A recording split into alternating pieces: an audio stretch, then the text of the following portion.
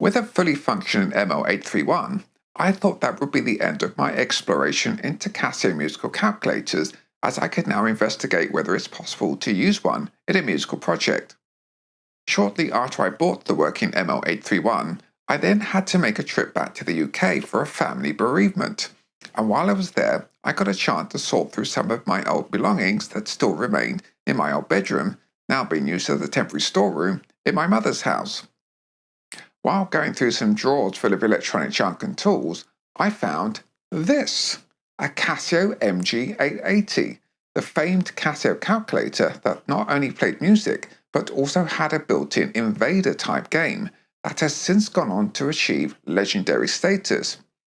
As mentioned in the introduction to this video, the MG-880 was likely released at the end of 1980 according to a US TV commercial, and it was available for $24.95 in the 1980 to 1981 Olympic sales catalogue. It also makes its first appearance in the February 1981 Japanese brochure for 4,900 Japanese yen, though it didn't make an appearance in the UK Argos catalogue until the Autumn-Winter 1981 edition. Regardless, I was excited to bring this MG-880 back with me when I returned home to Florida.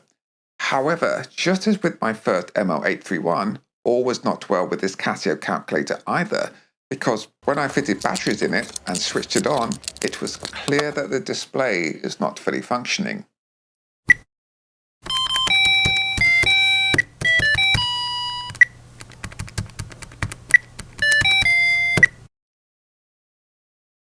Again, in true Casio Chaos Theory tradition, I sniffed around eBay and found another MG-880, advertised as spares or repairs, with an absolute bargain buy now price of £9 Great British and 24 pence, including shipping.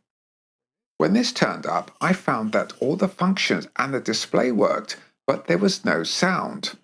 And if I turn it on here, like so, you can see the displays come on quite nicely, but it should play notes, play little noises when I touch the keypad, but it's doing absolutely nothing.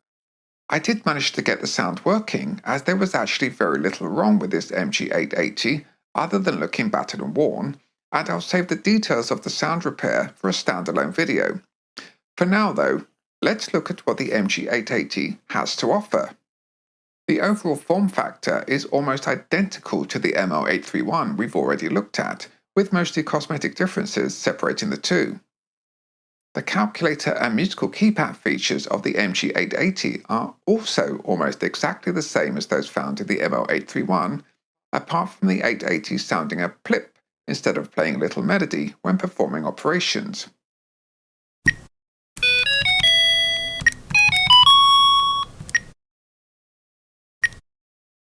The MG-880 also loses the square root key and function, as it's replaced with the blue Melody Gain button. And in place of the square root function, the 880 has two extra features over the 831, the first being the pre-programmed When the Saints Go Marching In melody.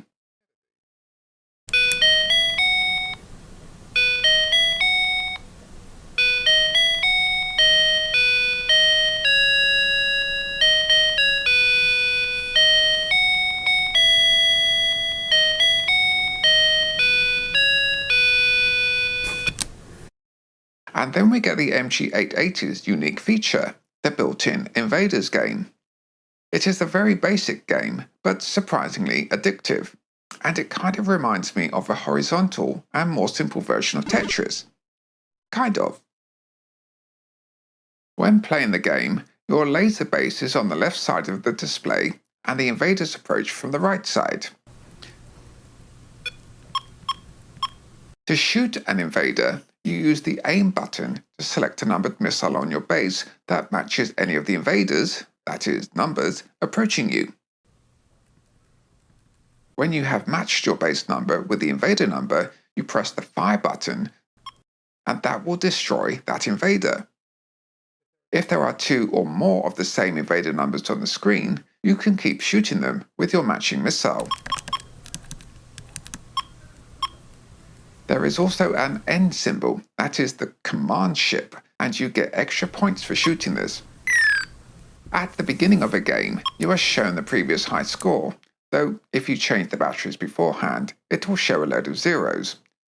Then you will be shown how many invaders you need to destroy and how many missiles that you have to complete each round. You start off with 3 defense lines per round, shown in front of your number missile launcher, that you must stop the invaders from reaching. You have to destroy all the invaders to complete a round, similar to the real Space Invaders game, and when you do so, you will be shown the round number and your current score, and then you will move on to the next round with increasing levels of difficulty. If an invader reaches your base during a round, you lose one of your 3 defense lines in that round. If you lose all 3 defense lines in a round, or you fire all your missiles without destroying all the invaders, the game is over and you are shown the round number and your final score. As you can see, it's a very simple game, but just the same as with Tetris, it's incredibly good fun and you just can't help coming back for another go to try and beat your top score.